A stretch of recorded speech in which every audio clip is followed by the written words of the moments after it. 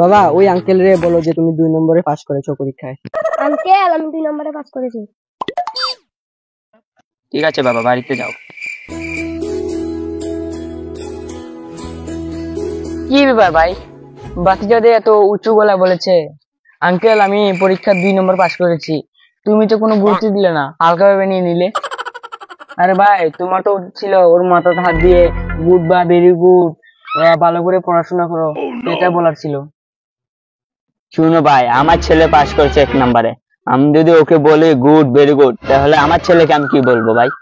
হ্যাঁ, তোমার ছেলে 1 নম্বরে পাস করেছে, আমাকে বললে না? এত অবাক হবার কি আছে? আমি তো জানি আমার ছেলে 1 নম্বরে পাস করবে। আমি তো ওর স্মরণ শক্তি বাড়ার জন্য পুষ্টিকর খাবার খাওয়াচ্ছি। তোমরা তো বড় লোক, তোমাদের তো বড় বড় কথা। আরে ভাই এটাতে বড় বড় কথা কি আছে?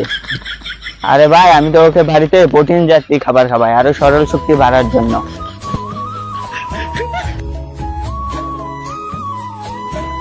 আরে মাস্টারমশাই দাঁড়ান দাঁড়ান, কি ব্যাপার মাস্টারমশাই, কেমন আছেন? এই তো ভালো আছি। এবার পরীক্ষার রেজাল্টে কি খবর? হ্যাঁ খুব ভালো। শুনলাম ক্লাস 5 এর জিতুদার ছেলে নাকি 1 নাম্বার হয়েছে। জিতুদার ছেলে 1 নাম্বার হয়নি, ওকে 1 নাম্বার বানিয়েছি। আসলে ঠিক বুঝলাম না। একদিন জয়দা আমার বাড়িতে যাচ্ছিল। মাস্টারমশাই শুনুন। ও আচ্ছা দাদা কোন?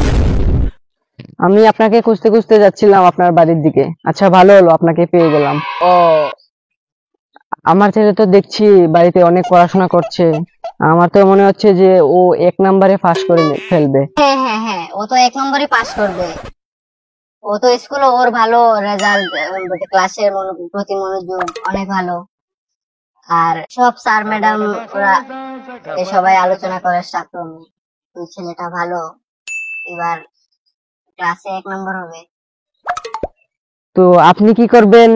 ওকে ও 1 নাম্বার হলে ওকে 2 নাম্বার করে দিবেন, আর 2 নাম্বারে যে আসবে তাকে 1 নাম্বার করে দিবেন। আরে আপনি এটা কি বলছেন? 2 নম্বর? আপনি তো আরো এটা শুনে খুশি হবেন যে ও 1 নম্বরে পাস করবে। তাহলে শুনুন মাস্টার মশাই, আমি আমার ছেলেকে বলছিলাম যে তুই যদি 1 নাম্বারে পাস করতে পারিস তাহলে তোকে আমি একটা সাইকেল কিনে দেব।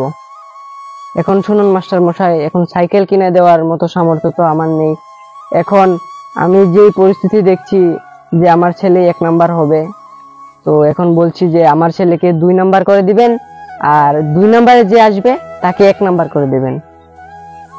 তাহলে ওর কাছে আমি ধোঁকাবাজ হয়ে যাব। তাহলে ও মনে মনে ভাববে যে এই দুনিয়াতে চলতে গেলে মনে হয় ধোঁকা দিয়ে দিয়েই চলতে হয়।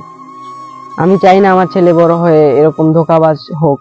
ও মনে করবে যে দুনিয়াতে মনে হয় সবাই কথা দিয়ে কথা রাখে না।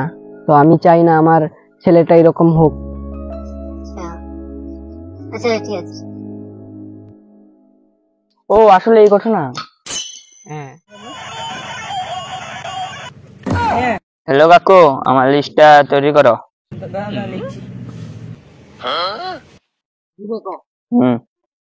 1 কেজি কাজু বাদাম দিয়ে দিও। কাজু বাদাম 1 কিলো না? তারপর 1 কিলো খেজুর দিও। 1 কিলো।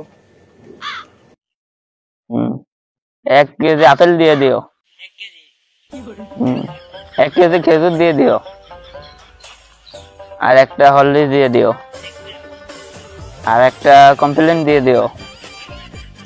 আর 5 লিটার দুধ দিয়ে দিও। লগে কিশমিশ দিও।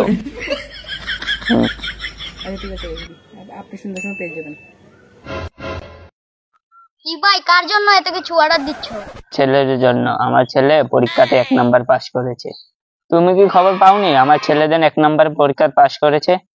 আমার ওই ঘরের ভাতিজা দিন রাত পড়াশোনা করেও 1 নাম্বার হতে পারেনি, 2 নাম্বার হয়েছে।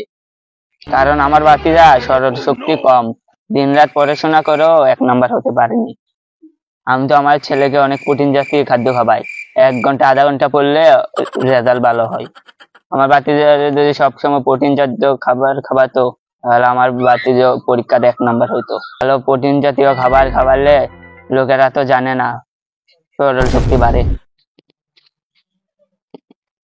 আরে ভাই আর বড় বড় কথা বলে লাভ নেই। আপনার ছেলে তো প্রোটিনে 1 নাম্বার হয়নি, রুটিনে 1 নাম্বার হয়েছে। আচ্ছা ভাই, আমি যাচ্ছি, আমার ঘরে অনেক কাজ আছে, আমার বউ নাকে মারবে। আরে ভাই, এ কি বলছিস? আজকের মধ্যে আমি হেডমাস্টারকে পেয়েছিলাম, তোমার বাতিজা হয়েছে 1 নাম্বার আর তোমার ছেলে হয়েছে 2 নাম্বার। জয়দা তার ছেলেকে বলেছিল তার ছেলে 1 নাম্বার হলে তার ছেলেকে এই সাইকেল কিনে দেবে। সাইকেল কিনে দিতে পারবে না বলে মাস্টারকে বলে তার ছেলেকে 1 নাম্বার থেকে 2 নাম্বার করে দিয়েছে। তার ছেলেকে 1 নাম্বার করেছে। আর সৌরশক্তি নিয়ে এত অহংকার করা ঠিক না, সৌরশক্তি দিয়ে ভগবানে। এত কথা বলার পর তুমি প্রোটিন আনাইবা, পুটিন হয়েছে ভগবানের দান। তুমি বাচ্চাদের খাওয়াইও। হ্যাঁ, আমার বাচ্চাদেরও খাওয়ামো।